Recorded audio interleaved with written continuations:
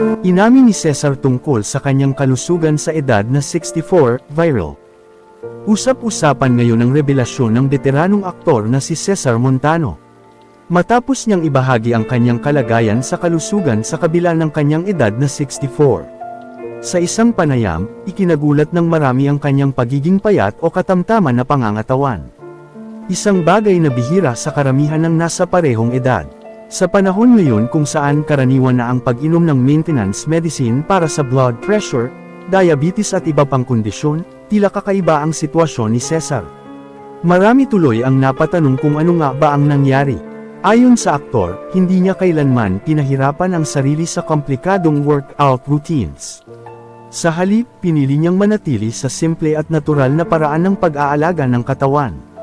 Para sa kanya, hindi kailangang magbuhat ng mabibigat o gumastos ng malaki sa gym. Ang mahalaga ay tuloy-tuloy ang galaw at aktibo ang katawan araw-araw. Bukod sa ehersisyo, malaking bahagi rin ng kanyang lifestyle ang pagkain. Hindi siya basta kumakain ng kahit ano.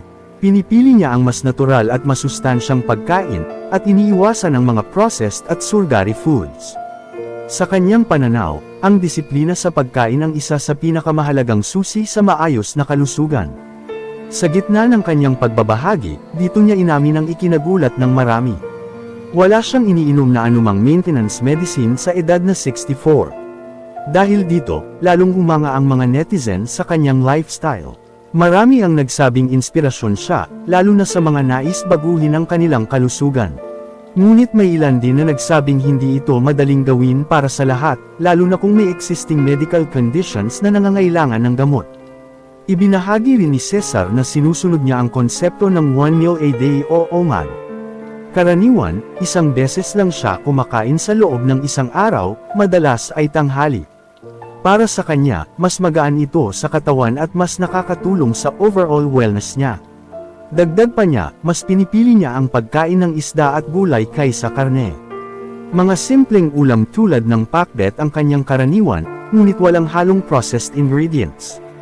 Para kay Cesar, ang pagbabalik sa simpleng paraan ng pamumuhay ang susi sa mas maayos na kalusugan. Ipinaliwanag din niya ang kanyang paniniwala na noon pa man, hindi naman talaga 3 beses kumakain ang tao sa isang araw. Ayon sa kanya, naging bahagi lamang ito ng modernong lifestyle, at maaaring hindi ito ang pinakaangkop sa katawan ng tao. Sa kabila ng kanyang edad, nananatiling aktibo at energetic si Cesar. Patunay na posible ang healthy aging kung may disiplina at tamang lifestyle.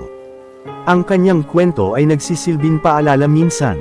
Ang simpleng pamumuhay ang may pinakamalaking epekto sa kalusugan at hindi kailangang maging komplikado ang pagiging healthy.